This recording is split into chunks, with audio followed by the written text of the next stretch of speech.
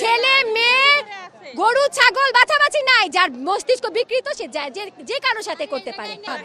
ওর মা যেন ওইখান থেকে দেখে রায় হওয়ার সাথে সাথে যেন কার্যকর করা। এখন আমি লামিসার প্রথম জানাজা পড়াইলাম, আমার সামনে লাশটা আনা হইল, দেখলাম যে এত ছোট বাচ্চা, একদম ছোট নিথর দেহ পড়ে আছে আমার সামনে। আমি চিন্তা করলাম, মনে মনে আমার একটা খুব দুঃখ লাগলো যে এত ছোট বাচ্চার উপর কিভাবে একটা আপনার হায়নার এখানে আকর্ষণ সৃষ্টি হলো। সর্বপ্রথম যে বিষয়টি আমার বলার ইচ্ছা সেটা হলো অতি দ্রুত সময়ের মধ্যে যেন শাস্তি কার্যকর করা হয়।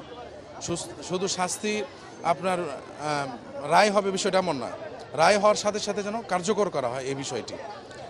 আমাদের দেখেন লামিসার জানাজা হয়ে গেল, সে কবরে চলে গেছে, কিন্তু তার শাস্তি আপনার তার যেই অপরাধী সে কিন্তু এখনও আপনার বাইরে ঘুরছে, মানে বাইরে জেলখানা এখনও আছে, মানে সে এখনও কবরে যায়নি। আমাদের ইচ্ছা ছিল, আমাদের চাওয়া ছিল যেন লামিসা কবরে যাওয়ার আগে অপরাধী যেন কবরে যেতে, এই বিষয়টি আমাদের ছিল। আমার দুইটা দাবি। প্রথমত, শাস্তির দ্রুত ব্যবস্থা করতে হবে 24 আওয়ারের মধ্যে। কাল বাদ জুমা আমরা সবাই এখানে থাকবো, রাস্তা আটকে দিব। এখন আমাদের মাননীয় প্রধানমন্ত্রী তারেক রহমান আসবে, তাদের কাছে আমার দুইটা দাবি। প্রথম দাবি, তার শাস্তি এমন হবে যে হাজারো যে সোহেল ঘুরে বেড়াচ্ছে তারা যেন ভীত হয়, যাতে তারা ভীত না হলে আমাদের সন্তানের নিরাপত্তা নেই। ছেলে মেয়ে গরু ছাগল বাছাবাছি নাই, যার মস্তিষ্ক বিকৃত সে যে কারোর সাথে করতে পারে। শাস্তিটা হবে এখানে, মঞ্চ হবে এখানে। আমি জানি, আমি একটা মাছ কাটার আগে 10 বার ভাবি, আমি তাকে কাটতে পারবো না, সরকারি লোক কাটবে। পোস্টমর্টম করে না, তারা এখানে আসবে, তার হাত পা শরীর টুকরা টুকরা করে তারপর তার গলাটা কাটা হবে।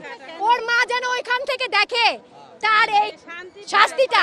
এই ছবি দেখলে কেঁদে উঠবেন, যেমন নাফিসার অবস্থা হয়েছে তেমন ওর হত্যার মতো।